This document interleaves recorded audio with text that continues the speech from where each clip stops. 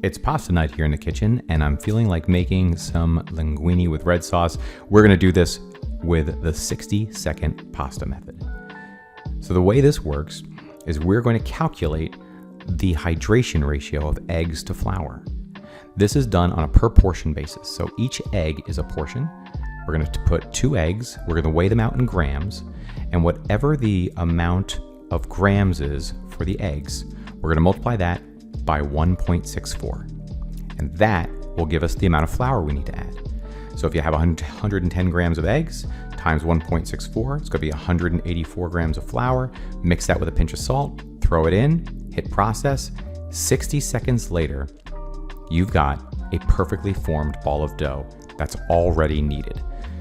You don't have to stress out your forearms. You don't have to do the grandma method and pour everything out onto the countertop. You just need to pull out this lovely ball of dough, get it out of your food processor, and then put your food processor right into your washing machine, and you're all set and cleaned up. So now that we got our dough formed, we just need to shape it up. Got all the little bits and pieces combined into the ball. Now it's time to rest it. So let's get some cling wrap. Thank God my editor cut the 15 minutes it took for me to separate that cling wrap. We'll get that in, wrap it up. It's got to be airtight. So we want to make sure we get all the air pockets out when we wrap this up. And once we've got that sealed, we're going to set it on the countertop for at least 30 minutes. And now through the magic of editing, 30 minutes has passed. We're going to unwrap this ball, and you're going to know immediately that the texture has changed. It's much more supple. Get some flour. We're going to flour the work surface. This is a 2-portion meal because we use 2 eggs in that calculation, so we'll cut that in half. We'll take the 1/2 and cover it up with some of that cling wrap so it doesn't dry out. And now we'll start shaping our first portion into a little rectangle. The best we can. We want to make sure it goes through the roller as easily as possible. So we'll set that to 1. We're going to flour it up a little bit. We don't want the pasta to ever stick to the roller. So having some flour on the side to constantly apply to the pasta as we put it through the roller is going to be very key. So we put it through once, and now we're going to fold it in thirds. This is called laminating the pasta. This is going to help develop the gluten and help us shape it into a structure. We want to develop sheets of pasta. So this is going to help give us that rectangular shape. Put it through on number 1 again.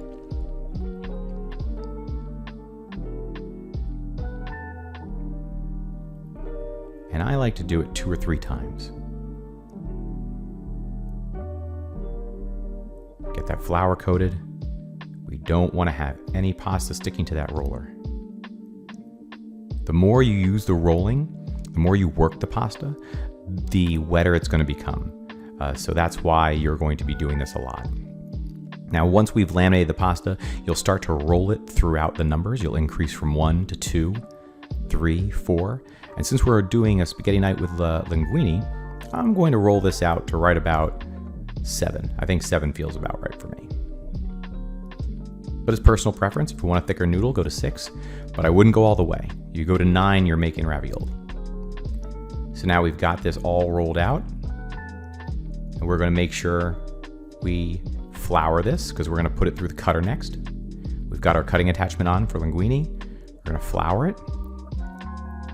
Well-floured pasta sheets make for easy cutting. It's not going to stick, and the cutters are going to just go through it like butter.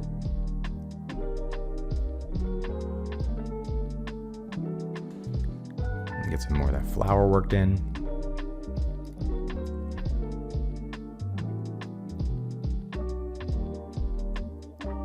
Let's turn on that cutter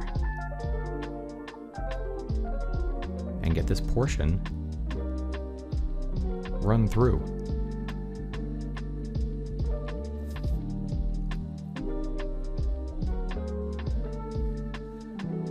And as we're cutting it out, you're going to notice that those noodles are perfectly separated.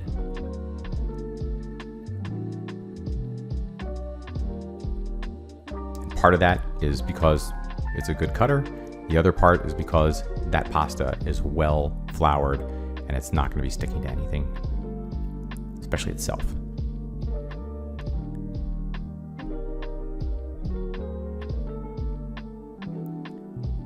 All right, once we've got our sheet rolled through, that's our first portion of noodles. We're gonna flour that up, aerate it a little bit to let that flour kind of work its way out so it doesn't stick to everything. And now we're gonna make our sauce. This is a basic red sauce with olive oil, butter, bay leaf, some salt and pepper, oregano, red pepper flakes, yellow onion, San Marzano tomatoes that are whole and peeled, tomato paste, basil, garlic, and a Parmesan wedge.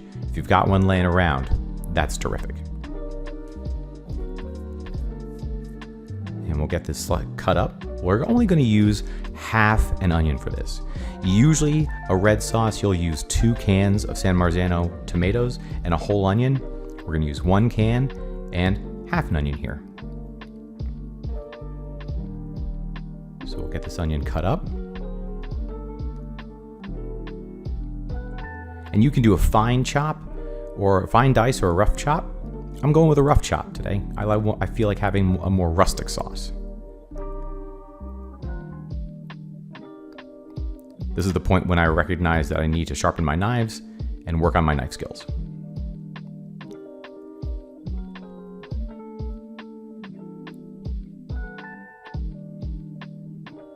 So now we've got the onion cut.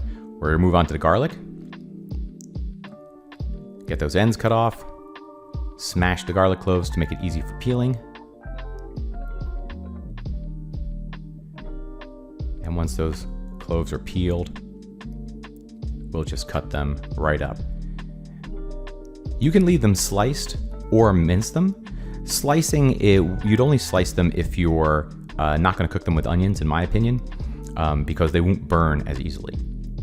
I mince them up so I get more of a garlicky flavor, and I don't have to worry about them burning because the water from the onions is gonna keep them from burning. So now I've got my frying pan. I'm gonna put in a little bit of oil. Get that shimmering. And once it's shimmering on a medium heat, we're gonna throw in our garlic.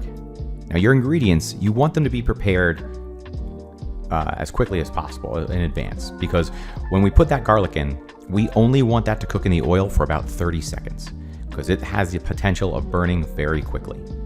So after I get everything in with the garlic and it starts to smell a little fragrant, about 30 seconds later, gonna dump in those onions. It's gonna cool the pan down. The water is just gonna help relax the garlic.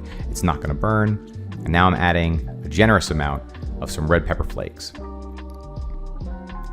And then followed by a good tablespoon of some tomato paste. And that we're gonna just, we're gonna stir that in, let that cook down, get into a nice deep red. Tomato paste can be bitter if it's not cooked down first. It's gonna add a lot of body to the sauce, but we wanna make sure that we give it the proper amount of love and really just let it take its time to cook before we add any additional ingredients.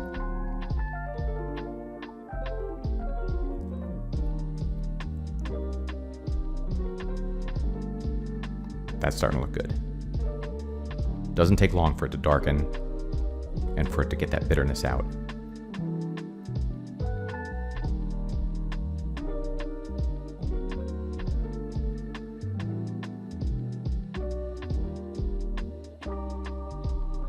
I have to stop playing with my food so much.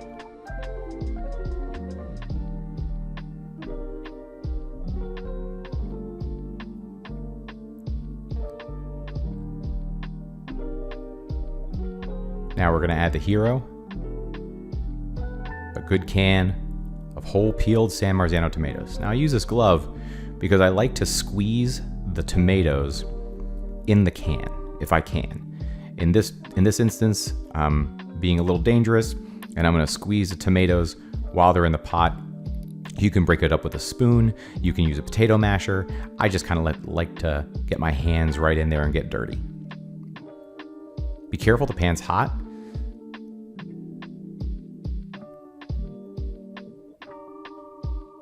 I'm not getting burned though, feeling pretty confident. We're gonna let everything simmer together here, drop in a bay leaf.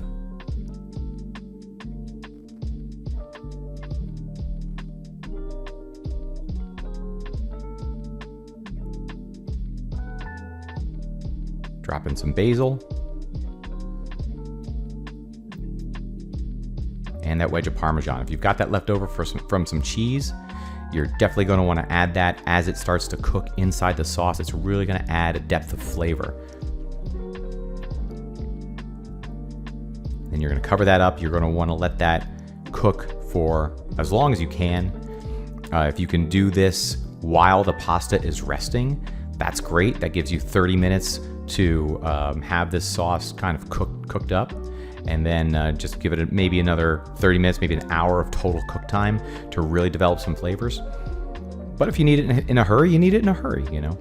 Add some salt and some pepper for seasoning. One of the things that I didn't show on here, I guess it got cut out by accident, add some oregano in the beginning with the onions and the garlic and the red pepper flakes. That helps to give it a little bit of a more just a Italian rustic vibe. So now we've got our sauce done. Now let's get this pasta cooked. Homemade pasta is going to cook really quickly. So this is only going to cook for 90 seconds. So while the pasta is cooking, I've got another pan here. I'm going to finish the pasta in the pan with the sauce. So I've got my noodles in. I threw in a splash of olive oil out of instinct. Hindsight, I don't think I would do that again. I think I would just add the sauce directly to the pan and get it heated up. Sometimes you just have these cooking instincts and habits, and they're hard to break.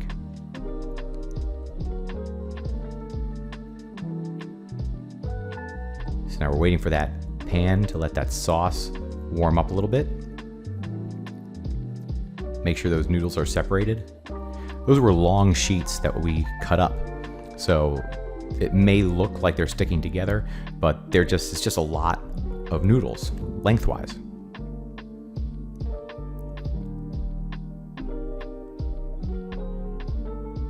Give ourselves some surface area here.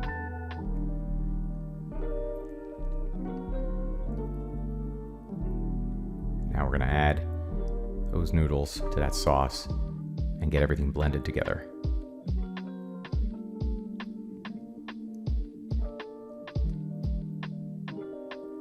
Give it a little flip. I didn't feel confident that was going to flip very well, so I went back to the tongs. Want to get it nice and coated. Once I got it coated, then I was more confident about the flipping.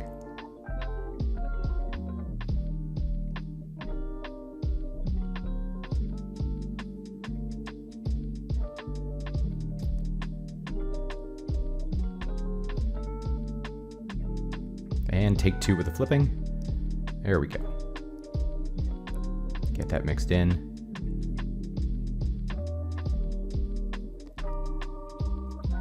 Now we'll plate this up. There's our one portion. There's our 2-portion sauce. Finished our noodles in with the sauce, give them nice color, added a little extra flavor. Once we get that sauce on there, let's garnish it with some Parmesan if we can find the right side. Grate it in.